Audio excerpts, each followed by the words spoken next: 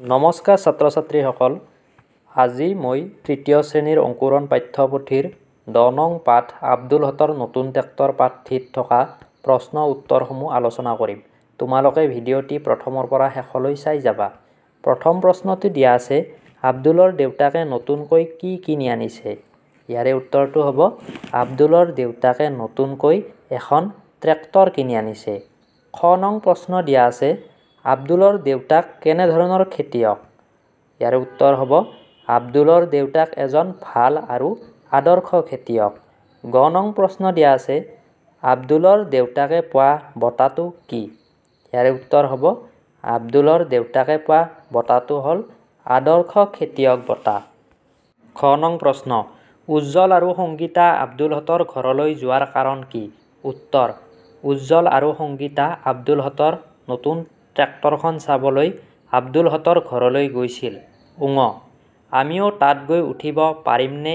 এই বুলি সংগীতাই ক'ত উঠাৰ কথা সুধিছিল। উত্তৰ, এই বুলি সংগীতাই আব্দুল হতৰ নতুন ট্ৰেক্টৰখনত উঠাৰ কথা সুধিছিল। প্ৰথম চ, উজ্জ্বল হতে কি শুনি উচাপ খালে?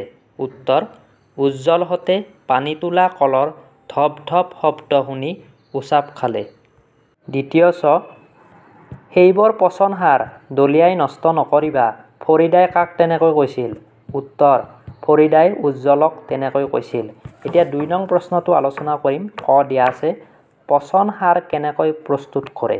ইয়াৰে উত্তৰ হ'ব গছ-গছনি, শাক-পাচলি, ফল-মূল আদিৰ পেলনীয়া অংশ বহুদিন গাঁতত পুতি থৈ পচন সাৰ প্ৰস্তুত কৰা হয়।